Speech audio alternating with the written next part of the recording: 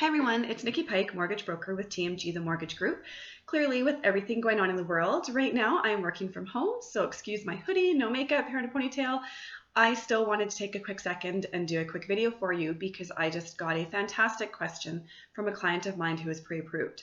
So this client, again, he's pre-approved to go out and buy a house, and he just asked me if he should do that. Is now the right time to buy a house, or should he put things on hold with everything going on with COVID-19? It is such a great question, so I thought I'd do a quick video on it and give you the same answer I gave him. Please keep in mind this is my opinion. So what I said to him was, first and foremost, do you need to buy right now? That's the first question. Is this a need? So in his case, he has sold his house. So could he rent? Potentially, yes. Could he live with parents? No. He works in a different province than his family, so staying with family isn't an option.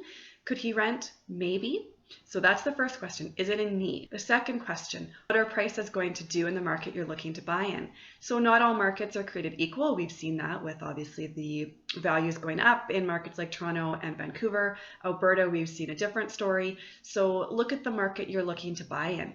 Obviously, with everything going on with COVID-19, I would expect that people that were looking to buy in the next month or two may put that on hold. That could have an impact on prices right now. The flip side is when we do get through this, because we will, so when we do get through this, does that mean prices are going to go up because now the market has a lot of people out there looking to buy? So do you need to buy? Take into account what the market you're in is doing. Now let's talk briefly about interest rates. So we've seen interest rates go down. We've seen them now creeping back up. Why are they going back up? I'm getting asked this question a lot.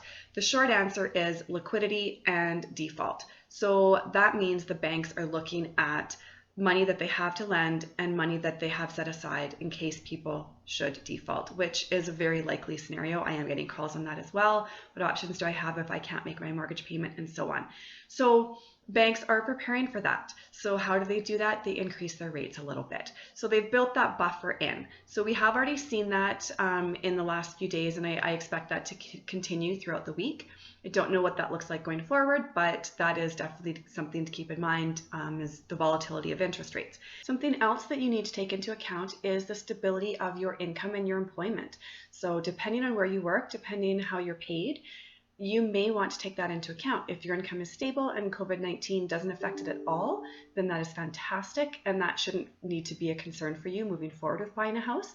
Those of you that maybe your hours could be impacted or worse, definitely need to take that into account. So your employment stability, income stability need to be considered. And finally, the last one is the social distancing we're finding ourselves all doing.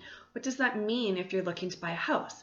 So I have heard stories where people aren't being let in, buyers aren't being let in for showings because a house is tenanted. So they've got tenants in the house and those tenants aren't comfortable letting someone in. So I think we could see that happen, people taking their house off the market because they don't want showings, or tenants not wanting showings. If it's a rental property, I don't know the extent of what's going to happen here in Alberta, but I know that there are some appraisers, a very small number, so I'm not looking to create any concerns, but appraisers, they go into people's homes to give a valuation on that property. So if things were to get worse before they get better, does that mean appraisers won't be going into homes? There's a lot of people involved in the home buying process. We've got a lawyer, you've got an appraiser, you've got a realtor, you've got a broker or a bank. So are those people all able to do what they need to do from their homes? So there are definitely a lot of things to consider. For me right now, I am business as usual, working from home. Some days are a little tougher when my daughter's here, but we're managing. I am here to help and answer all of your questions. If you have further questions on whether right now is a good time to buy, further questions on what interest rates may or may not do, further questions on anything I've mentioned, or even if you need a contact number for your bank or lender because you're concerned about not being able to make your mortgage payment, please let me know. Again, it's Nikki Pike with the Mortgage Group, 403-391-2053. Thank you.